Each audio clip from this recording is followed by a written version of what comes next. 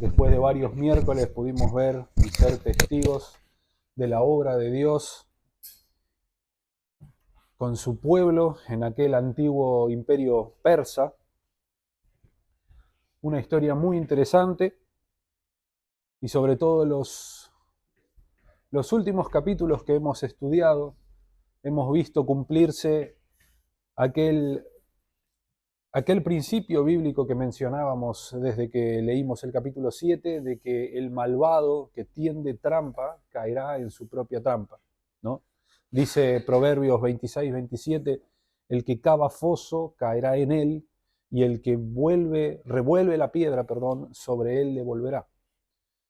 Nosotros hemos citado este versículo y hemos visto este principio bíblico cumplirse una y otra vez a lo largo de toda la Biblia. Lo hemos visto cumplirse en el capítulo 7, tras la ejecución de Amán en la misma horca que él preparó para aquel judío justo. Y también vamos a verlo cumplirse en el capítulo de hoy. Este relato que vamos a leer transcurre varios meses después de la muerte de Amán. Amán es ejecutado, su casa y sus bienes pasan ahora a Mardoqueo, son dadas por el rey y por Esther a Mardoqueo. Y Mardoqueo junto a la reina Esther dan un nuevo decreto amparando a los judíos de este decreto genocida que habíamos estudiado. Y ahora, muchos meses después, llega el día en el que ambos decretos se cumplen, uno para muerte y uno para vida. El decreto de Amán para exterminar a los judíos y el decreto de Mardoqueo y Esther, que proporcionaba una defensa para ellos. Ambos se cumplen en este día. Y este texto que vamos a ver, vamos a leer el capítulo 9 y también los 3 versículos finales del capítulo 10. Este capítulo 9 podemos ver dos partes claras. La primera mitad del capítulo nos cuenta sobre la victoria de los judíos sobre sus enemigos, mientras que la segunda mitad es la oficialización de la fiesta de Purim, que en primera instancia esta fiesta fue una celebración espontánea de todo el pueblo tras la victoria. Sin embargo, en la segunda mitad del texto vamos a ver cómo Mardoqueo y Esther toman acción en este asunto y envían cartas para oficializar esta celebración. Desde que se emite este nuevo decreto en el capítulo 8, vimos el miércoles pasado, hasta el día del cumplimiento, pasaron aproximadamente unos 8 meses, por lo cual nosotros podemos deducir que todos aquellos enemigos del pueblo de Dios tuvieron mucho tiempo para planificar ataques. No sabemos cómo fueron esos 8 meses, pero podemos imaginar que los judíos habrán sido víctimas de insultos, de amenazas, de gente que estaba esperando con ansias ese día para matarlos. Y no dudaría en pensar que incluso los hijos de Amán estarían ansiosos de ejecutar su venganza. Por lo que sin más introducción, quiero proceder a leer el capítulo 9 y los 3 versículos finales del capítulo 10. Acompáñenme a Esther, capítulo 9. En el mes duodécimo, que es el mes de Adar, a los 13 días del mismo mes, cuando debía ser ejecutado el mandamiento del rey y su decreto, el mismo día en que los enemigos de los judíos esperaban enseñorearse de ellos, sucedió lo contrario, porque los judíos se enseñorearon de los que los aborrecían. Los judíos se reunieron en sus ciudades, en todas las provincias del rey Asuero, para descargar su mano sobre los que habían procurado su mal, y nadie los pudo resistir, porque el temor de ellos había caído sobre todos los pueblos. Y todos los príncipes de las provincias, los sátrapas, capitanes, oficiales del rey, apoyaban a los judíos, porque el temor de Mardoqueo había caído sobre ellos. Pues Mardoqueo era grande en la casa del rey, y su fama iba por todas las provincias. Mardoqueo iba engrandeciéndose más y más. y asolaron los judíos a todos sus enemigos a filo de espada y con mortandad y destrucción, e hicieron con sus enemigos como quisieron. En Susa, capital del reino, mataron y destruyeron los judíos a 500 hombres. Mataron entonces a Parsandata, Dalfón, Aspata, Portata, Adalía, Aridata, Parmasta, Arisai, Aridai y Baisata, 10 hijos de Amán, hijo de Amedata, enemigo de los judíos, pero no tocaron sus bienes. El mismo día se le dio cuenta al rey acerca del número de los muertos en Susa, residencia real, y dijo el rey a la reina Ester: en Susa, capital del reino, los judíos han matado a 500 hombres y a 10 hijos de Amán.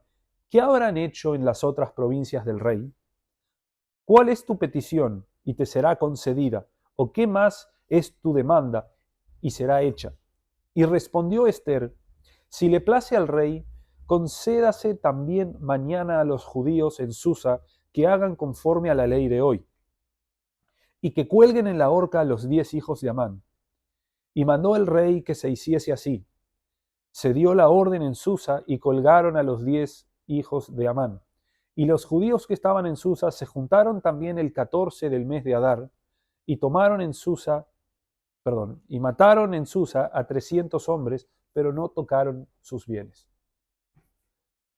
En cuanto a los otros judíos que estaban en las provincias del rey, también se juntaron y se pusieron en defensa de su vida, y descansaron de sus enemigos y mataron de sus contrarios a 75,000, pero no tocaron sus bienes. Esto fue el día 13 del mes de Adar, y reposaron en el día 14 del mismo, y lo hicieron día de banquete y de alegría. Pero los judíos que estaban en Susa se juntaron el día 13 y el 14 del mismo mes, y el 15 del mismo reposaron, y lo hicieron día de banquete y de regocijo. Por tanto, los judíos aldeanos que habitaban en villas sin muro hacen a los 14 del mes de Adar el día de alegría y de banquete, un día de regocijo y para enviar porciones cada uno a su vecino. Y escribió Mardoqueo estas cosas y envió cartas a todos los judíos que estaban en todas las provincias del rey Asuero, cercanos y distantes, ordenándoles que celebrasen el día 14 del mes de Adar y el 15 del mismo cada año, como días en los que los judíos tuvieron paz de sus enemigos, y como el mes que de tristeza se les cambió a alegría y de luto en día bueno, que los hiciesen días de banquete y de gozo para enviar porciones cada uno a su vecino y dádivas a los pobres. Y los judíos aceptaron hacer según habían comenzado lo que escribió Mardoqueo. Porque Amán, hijo de Amedata, agageo, enemigo de todos los judíos, había ideado contra los judíos un plan para destruirlos y había echado pur, que quiere decir suerte, para consumirlos y acabar con ellos. Mas cuando Ester vino a la presencia del rey, él ordenó por carta que el perverso designio que aquél trazó contra los judíos recayera sobre su cabeza y que colgaran a él y a sus hijos en la horca. Por eso llamaron a estos días Purim, por el nombre Pur. Y debido a las palabras de esta carta y por lo que ellos vieron sobre esto y lo que llegó a su conocimiento, los judíos establecieron y tomaron sobre sí, sobre su descendencia, sobre todos los allegados a ellos, que no dejarían de celebrar estos días, según está escrito, tocante a ellos, conforme a su tiempo cada año. Y que estos días serían recordados y celebrados por todas las generaciones, familias, provincias y ciudades, que estos días de Purim no dejarían de ser guardados por los judíos, y que su descendencia jamás dejaría de recordarlos. Y la reina Ester, hija de Abihail, y Mardoqueo el judío, suscribieron con plena autoridad esta segunda carta referente a Purim, y fueron enviadas cartas a todos los judíos, a las 127 provincias del rey Asuero, con palabras de paz y de verdad, para confirmar estos días de Purim en sus tiempos señalados, según les había ordenado Mardoqueo el judío y la reina Ester, y según ellos habían tomado sobre sí y sobre su descendencia para conmemorar el fin de los ayunos y de su clamor. y el mandamiento de Esther confirmó estas celebraciones acerca de Purim, y esto fue registrado en un libro. El rey Asuero impuso tributo sobre la tierra y hasta las costas del mar, y todos los hechos de su poder y autoridad y el relato sobre la grandeza de Mardoqueo con que el rey le engrandeció, ¿no está escrito en el libro de las crónicas de los reyes de Media y de Persia? Porque Mardoqueo el judío fue el segundo después del rey Asuero, y grande entre los judíos y estimado por la multitud de sus hermanos, porque procuró el bienestar de su pueblo y habló paz para todo su linaje. Me gustaría que oremos una vez más antes de comenzar. Señor, te damos muchas gracias por tu palabra, Señor, te damos muchas gracias por haber podido leer este texto hoy, Señor, y rogamos que tengas misericordia, Señor, de nosotros, que hables, Señor, hoy, que hables, Señor, a nuestros corazones. Guía a todos, Señor, a que estemos atentos a tu palabra, Señor, y habla en medio nuestro. Muéstranos a Cristo, Señor, muéstranos su obra. Muéstranos, Señor, este texto. Queremos no solamente estudiar historia, Señor, sino poder verte a ti esta noche. Oramos y rogamos por esta enseñanza en el nombre de Jesús. Amén. Bueno, en este capítulo 9 vemos cómo providencialmente todas las cosas que iniciaron tiempo atrás van llegando ya a su fin. Dios se encargó en su soberanía de guiar todos los acontecimientos para que en lugar de la destrucción de su pueblo, sea su pueblo el que termine obteniendo la victoria sobre la totalidad de sus enemigos. Llegado este día del decreto, es interesante ver la inversión aquí con respecto al primer decreto y lo que en realidad termina sucediendo. Nosotros vemos en el versículo 17 del capítulo anterior, lo vimos el miércoles pasado, que muchos se hacían judíos, es decir, prosélitos. Muchas personas de distintos pueblos, de distintas etnias, abandonaban sus orígenes, abandonaban sus culturas, abandonaban sus costumbres y se unían al pueblo de Israel. Es notable esto, que un montón de personas de otras culturas, habiendo un decreto de exterminio a los judíos, abandonaran sus costumbres para unirse a ellos. Esto es muy interesante. Dice un comentarista que cuando Dios obra grandes actos de liberación, Él atrae personas hacia Él. Y la historia de Mardoqueo y del segundo decreto que amparaba a los judíos era un claro ejemplo de cómo Dios estaba obrando en favor de ellos. Y esto era notorio a todo el imperio persa, de manera que la gente abandonaba sus orígenes y sus costumbres y se unía al pueblo de Dios. Vimos cómo en el capítulo 8 este decreto de Amán era irrevocable, por lo que el decreto de Amán aún estaba vigente. Iba a llegar el día 13 del mes de Adar, y el decreto genocida se iba a llevar adelante. Quizás con menos fuerza, por este nuevo decreto que amparaba a los judíos y les daba permiso para defenderse.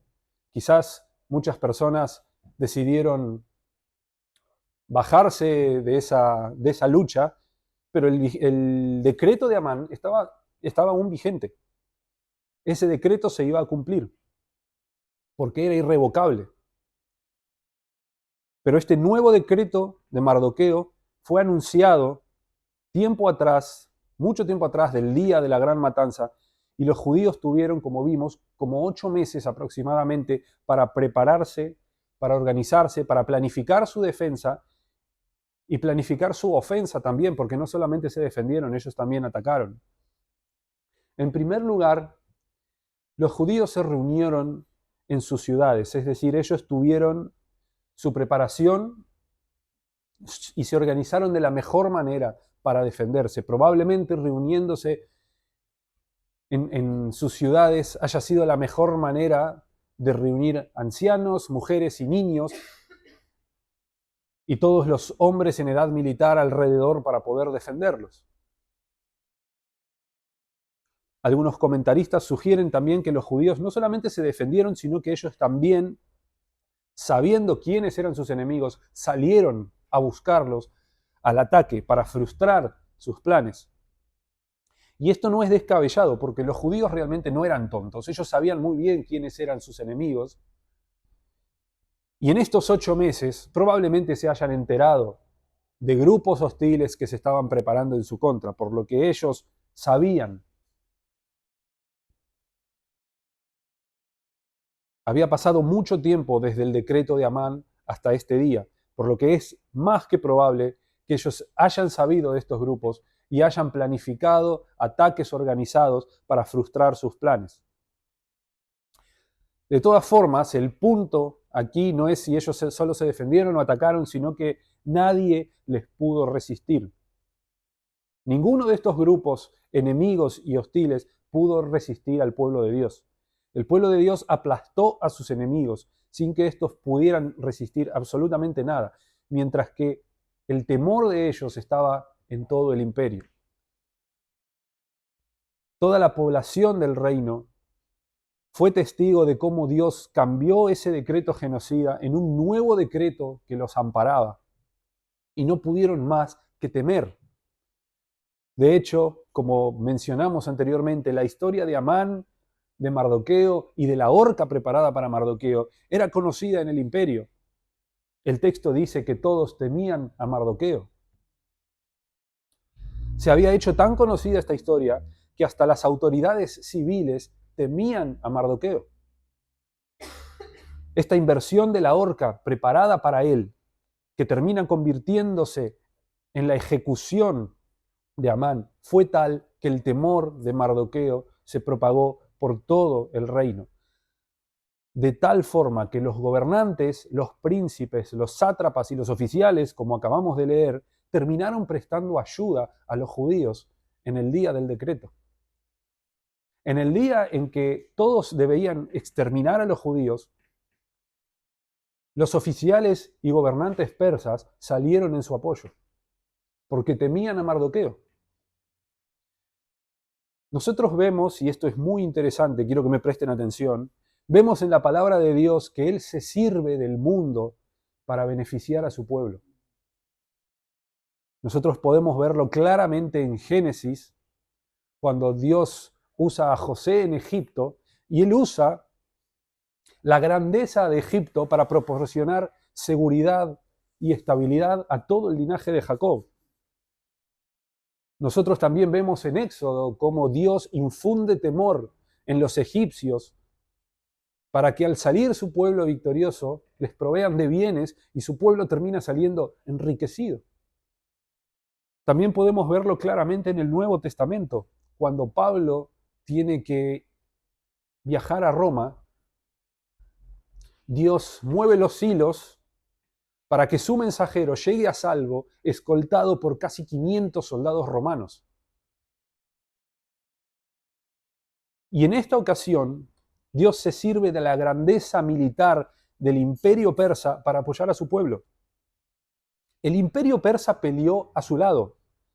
Les brindaron apoyo militar y probablemente armamento a ellos mismos para el día de esta batalla.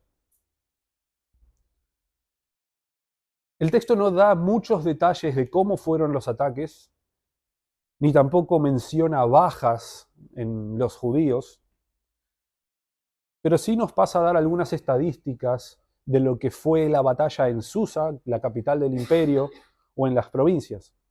El texto nos menciona que en Susa los judíos mataron a unos 500 hombres, incluidos a los 10 hijos de Amán. Y es interesante ver la reacción del rey. Él se acerca a la reina Esther y dice, ¿qué habrán hecho en las otras provincias? Algunos comentaristas dicen que él quizás estaba preocupado o espantado de la gran cantidad de muertes que había habido en la capital. Otros dicen que quizás estaba satisfecho, pero lo más probable es que haya estado simplemente expectante del resultado y de cómo le iba al pueblo de su amada reina. Él, estando habituado a la barbarie, estamos hablando de los persas, es muy poco probable que haya estado disgustado con el número de muertes. De hecho, él mismo le hace otra oferta a Esther de concederle una nueva petición. Ella pide algo que a simple vista puede ser cruel o exagerado y él accede sin más cuestionamientos. Quizás en una simple leída nosotros podríamos pensar que Esther está siendo una mujer vengativa y cruel. Sin embargo, no es el caso. Ella pide un día más, por lo menos en Susa, la capital, y no es por un acto de venganza o por un acto de crueldad sin sentido, sino que, como mencionamos anteriormente, el pueblo de Israel conocía muy bien a sus enemigos y probablemente no hayan acabado con todos ese día. Y dejar a un enemigo del pueblo de Dios vivo suponía una amenaza real. No había que dejar a ninguno. Y con respecto a los hijos de Amán, era una práctica normal en el imperio persa el exhibir los cuerpos de los criminales. Eran exhibidos para mostrar y advertir al pueblo de las consecuencias de sus crímenes, por lo que en realidad Esther no está más que pidiendo lo que es normal. Lo que es normal, lo que es aceptable, lo que el imperio ya solía hacer. De modo que los hijos de Amán en este caso servirían de señal a todo el imperio y de advertencia de qué es lo que sucede con un enemigo del pueblo de Dios. De esta forma, los 10 hijos de Amán son colgados en la misma horca que su padre, y los judíos asesinan a 300 hombres más el día siguiente.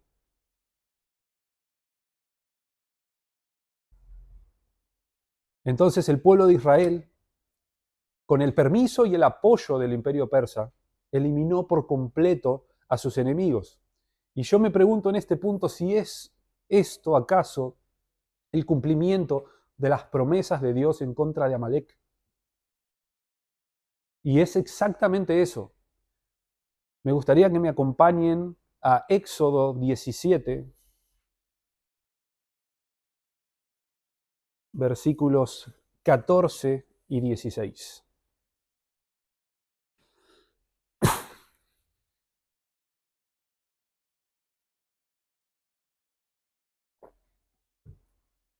Leo. Y Jehová dijo a Moisés: escribe esto para memoria en un libro, y di a Josué que raeré del todo la memoria de Amalek de debajo del cielo. Y Moisés edificó un altar y llamó su nombre Jehová Nisi, y dijo: por cuanto la mano de Amalek se levantó contra el trono de Jehová, Jehová tendrá guerra con Amalek de generación en generación.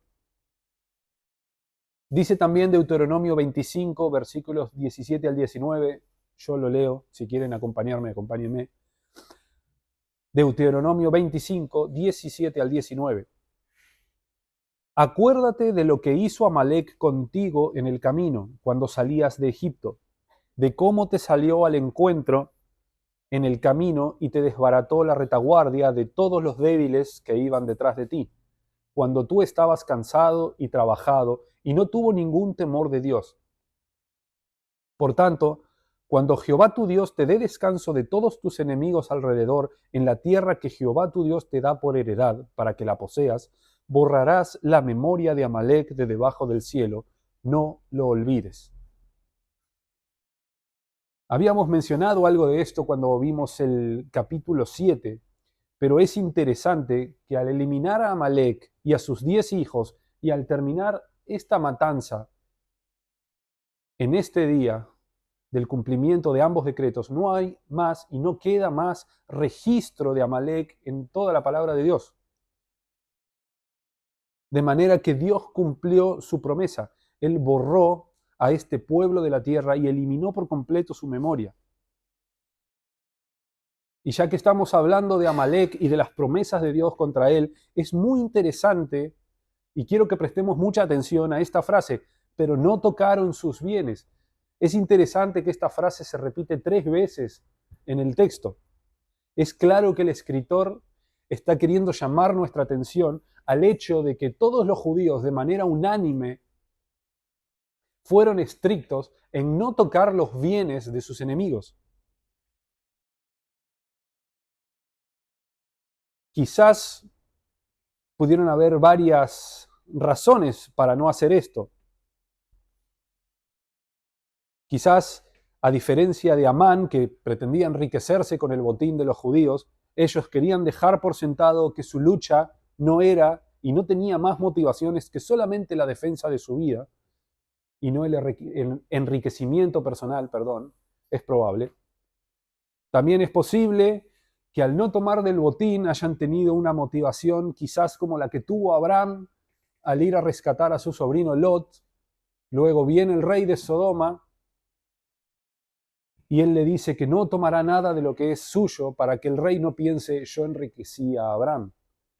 Quizás los judíos hayan tenido una motivación similar, no queriendo que los persas piensen que fueron enriquecidos por su causa.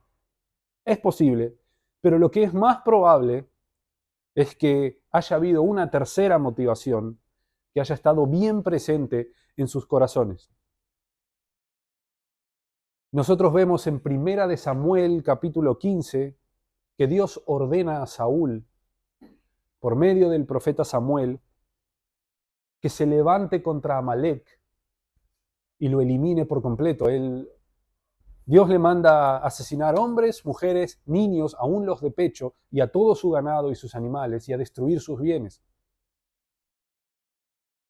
Saúl no cumple el mandato de Dios. No solamente que no logra exterminar a Amalek, sino que perdona la vida del rey Agag y toma del botín. Este pecado le cuesta el trono y también tuvo consecuencias aún peores. Amalek perduró. Amalek no fue exterminado.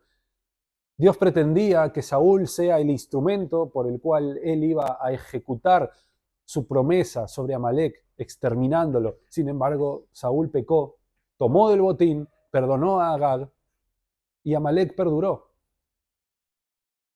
Amalek siguió perdurando hasta llegar a este relato, hasta que una amalecita se levanta contra el pueblo de Dios y planea su destrucción total. De manera que los judíos en el imperio persa no iban a cometer el mismo pecado que Saúl. Ellos no tomarían de sus bienes. Ellos exterminarían a sus enemigos y no tocarían el botín. No hay mucho más en el texto con respecto a la batalla, sino que lo próximo es la oficialización de la fiesta de Purim. Luego de esta batalla, el pueblo celebra la victoria de forma espontánea, haciendo banquete, haciendo celebración, enviando regalos a sus vecinos. Es decir, dice el texto, porciones, eran regalos de comida. Ellos se regalaban comida mutuamente a los vecinos. Y de esta manera hacían banquete y celebraban unos con otros la victoria.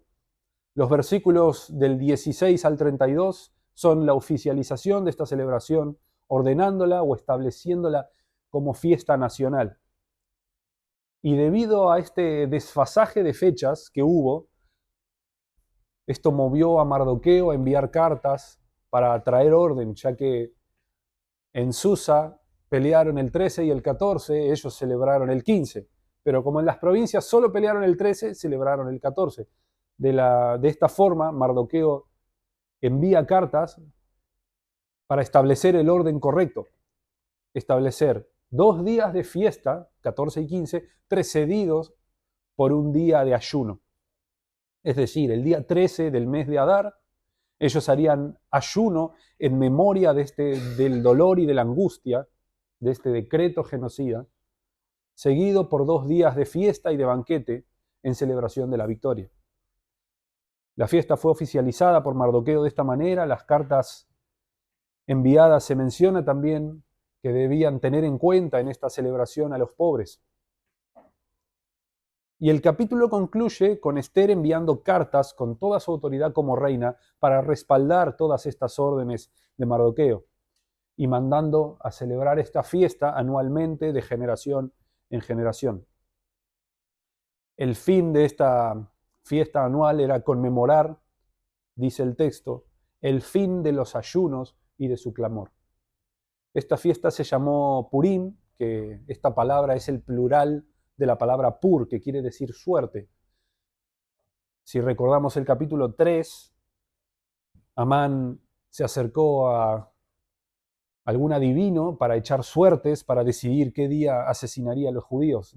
De ahí viene la palabra pur, que es suerte, y Purim sería el plural de esta palabra.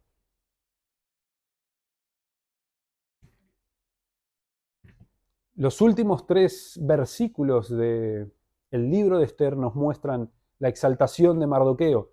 No está quizás muy claro el versículo 1 con respecto a los impuestos y a los tributos que puso el rey Asuero. Sin embargo, sí podemos destacar el hecho de que su gobierno y su reinado fue bendecido y prosperado a causa de Mardoqueo. De la misma manera que la casa de Faraón fue bendecida y enriquecida por la causa de José, en Génesis,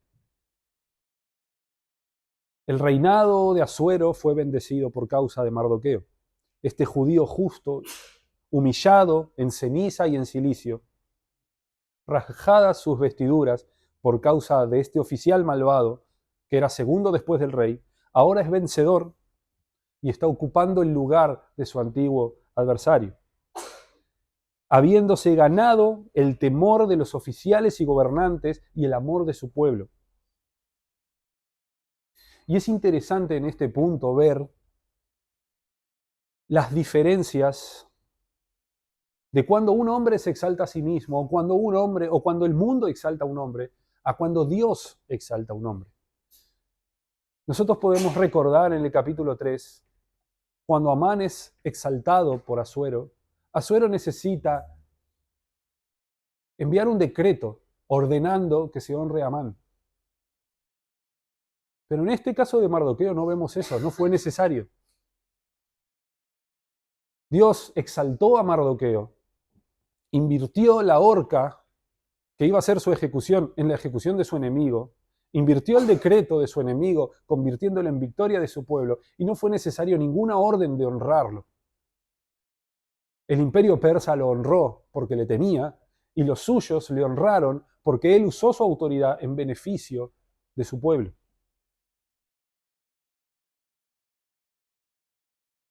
Yo no sé ustedes, pero esto me hace pensar en muchas otras cosas, no solamente en Mardoqueo. Como dato interesante, con respecto a esta fiesta de Purim que ellos establecen, es interesante que los judíos la celebran hasta el día de hoy. Y la celebración que ellos hacen hoy en día de Purim es exactamente igual a lo que Mardoqueo y Esther redactan en sus cartas. Pero un dato interesante es que el Shabbat anterior a la fiesta de Purim, ellos hacen lectura de los textos de Éxodo y Deuteronomio, donde Dios promete la destrucción de Amalek. El Shabbat inmediatamente anterior de la fiesta, ellos leen estos textos, rememorando cómo Dios prometía exterminar a Amalek y darle descanso de sus enemigos. Y llegado el día correcto, el día de la fiesta, ellos hacen el ayuno, seguido por 2 días de fiesta, en las que celebran de esta misma forma, enviándose comida unos a otros, haciendo banquetes, tocando música, haciendo fiestas. De hecho, hasta los niños se suelen disfrazar de los personajes. Y esto es como ellos lo celebran. Sin embargo, la fiesta de Purim, si bien no es una fiesta religiosa ordenada por Dios, sino que es una fiesta oficializada por los hombres, nos muestra, sin pretenderlo, nos muestra ciertos aspectos de la obra de Cristo y ciertos destellos de la gloria venidera. Esta visión judía del Purim, esta visión judía con respecto a todos estos acontecimientos en el imperio persa, está muy limitada y se pierden de mucho. Todo este relato no tiene la intención, quizás, de mostrarnos a Cristo, pero es inevitable ver a Cristo. Todo este relato no tiene comparación con lo que Cristo logró en la cruz, y todo este relato podría ser usado claramente para ilustrar la victoria de Cristo en la cruz.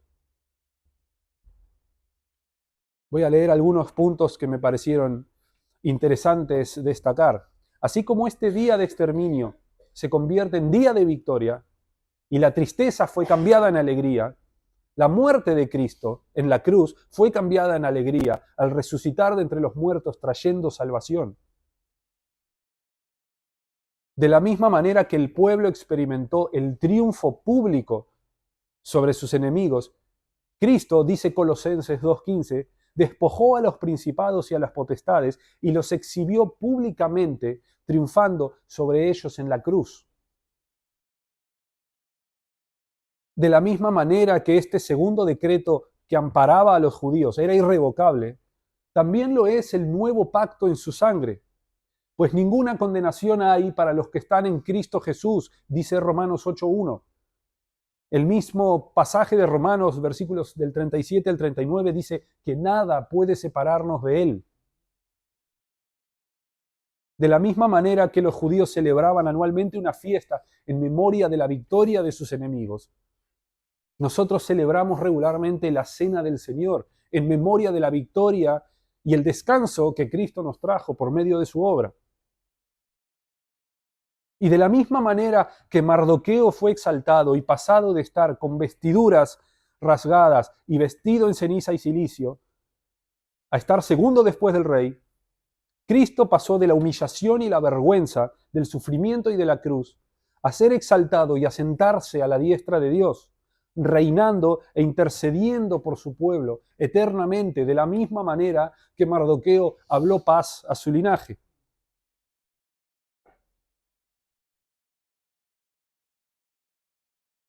Hay muchas más cosas que la visión judía se pierde.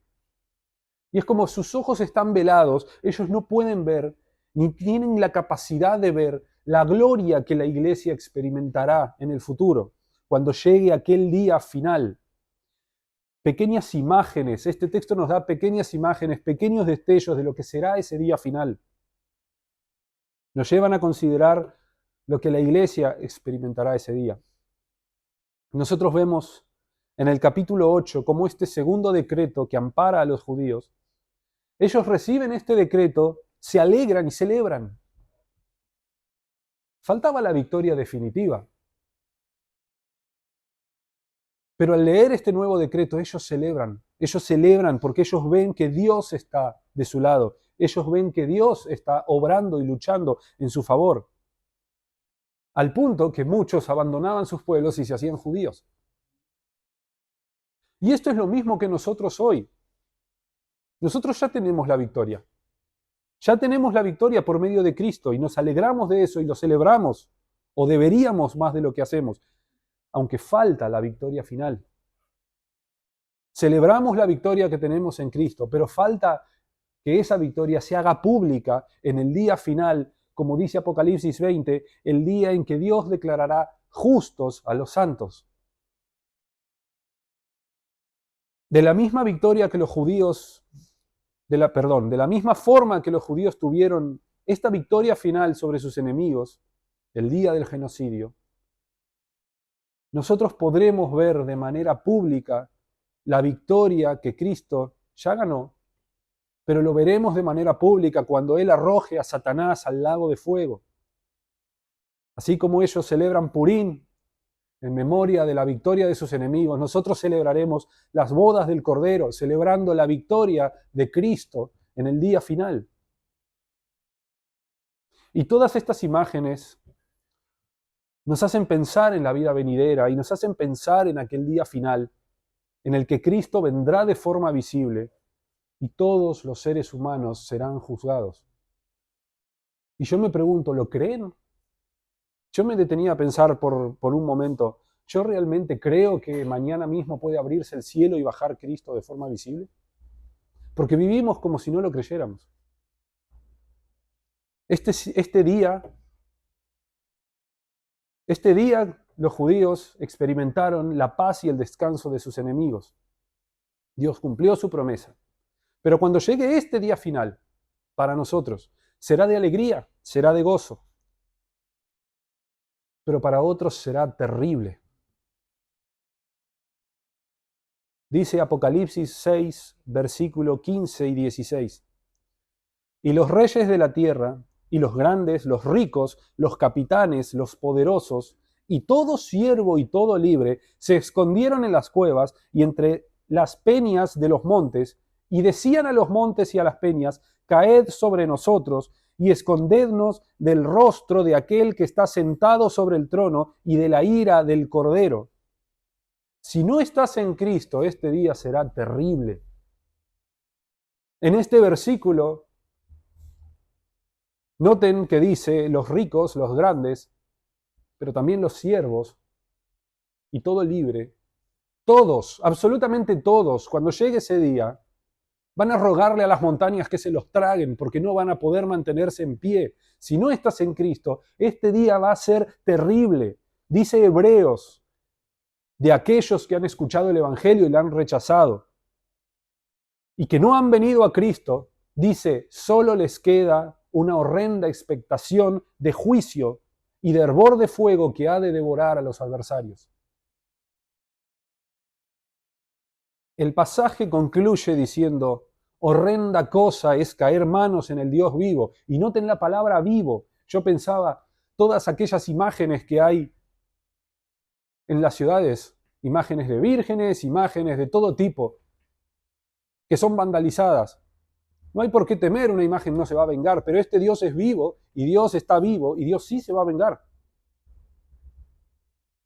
Si no estás en Cristo, este será el peor día de tu vida, seguido por una eternidad muchísimo peor. Hace 2 semanas, cuando estudiábamos Esther 7, leí un fragmento de un sermón de Jonathan Edwards llamado Pecadores en manos de un Dios airado, y si me permiten quiero leerlo nuevamente. Dice Jonathan Edwards, el Dios que te sostiene sobre el abismo del infierno, más que uno que sostenga una araña o cualquier insecto asqueroso sobre el fuego, te aborrece y ha sido terriblemente provocado. Su ira hacia ti se enciende como fuego. Te ve como digno, pero no de otra cosa que para ser echado en el fuego.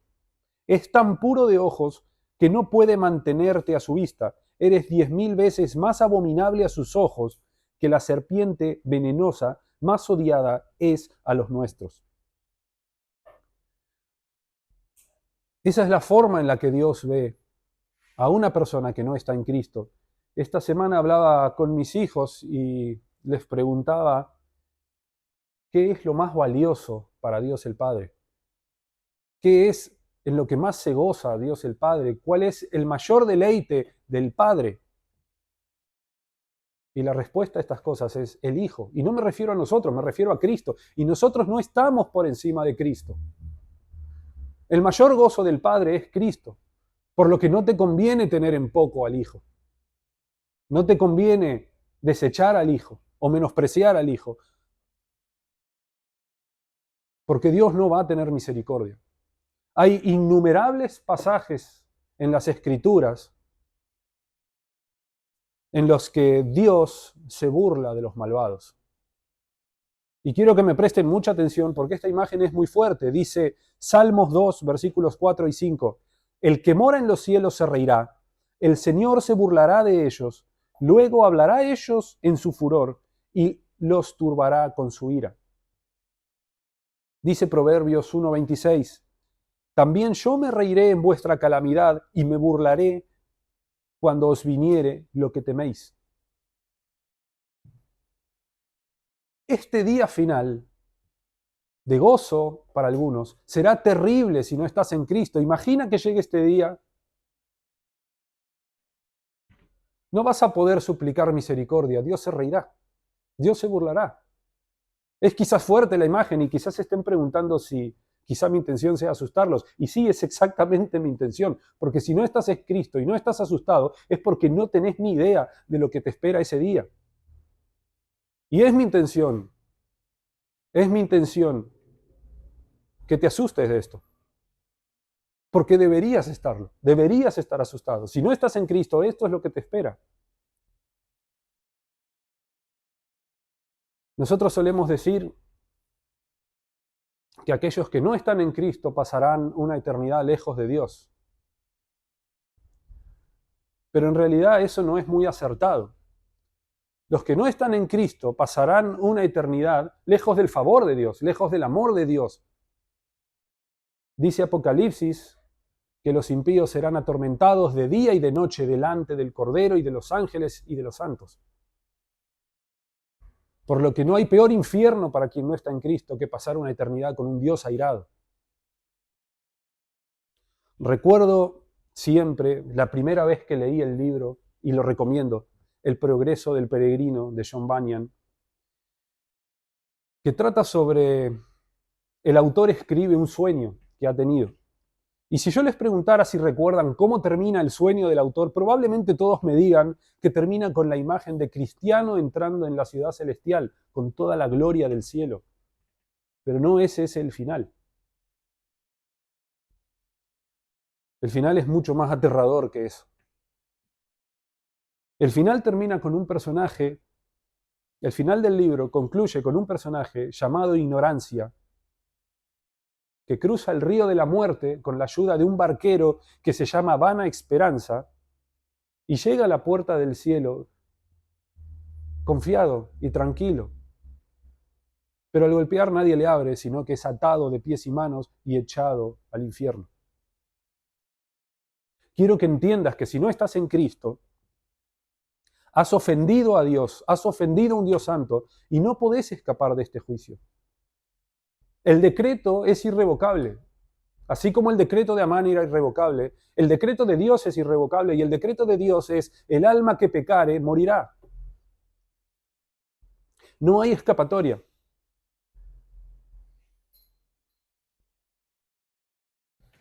Pero en Cristo hay esperanza. Él pagó el precio de los pecados, por lo que si te arrepientes hoy de todo aquello que ha ofendido a Dios y confías en que su muerte y su resurrección son suficientes para salvarte hoy, entonces serás salvo. El pueblo de Dios obtuvo el decreto de Mardoqueo y celebró. Y luego de algunos meses, llegando el día del cumplimiento de ambos, ellos obtuvieron su victoria pública. Y aún los oficiales del gobierno persa acudieron en su ayuda. Así también la iglesia celebra la victoria que tiene en Cristo. Sin embargo, esa victoria será visible y pública cuando llegue aquel día final. Y repito, y quiero, por más que sea repetitivo, quiero que quede claro que ese día será terrible. Si no estás en Cristo, será terrible. Y si estás en Cristo, de la misma forma que Mardoqueo, con toda la gloria y el poder del imperio persa, liberó a los judíos ese día, Cristo te liberará a ti. Por lo que ven a Cristo hoy, porque no hay escapatoria. Dice 1 Corintios 15, del 54 al 57. Y cuando esto corruptible se haya vestido de incorrupción, y esto mortal se haya vestido de inmortalidad, entonces se cumplirá la palabra que está escrita: sorbida es la muerte en victoria. ¿Dónde está, oh muerte, tu aguijón?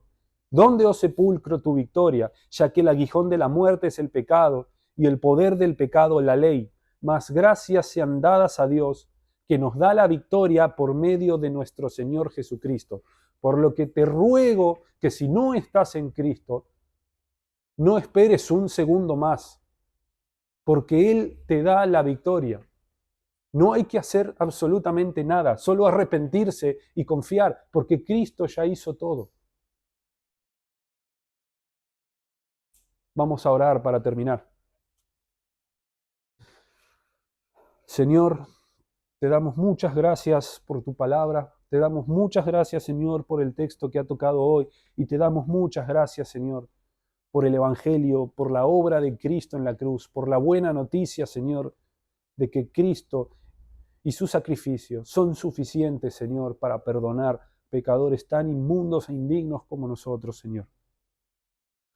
Te rogamos en esta noche con todo el corazón, Señor, que si alguien no te conoce en esta congregación, Señor, que tú le traigas a los pies de Cristo, Señor. No permitas que ninguno de este grupo se pierda, Señor. Rogamos con todo el corazón, Señor, salva, sigue añadiendo personas a tu pueblo, Señor. Oramos y rogamos en el nombre de Jesús. Amén.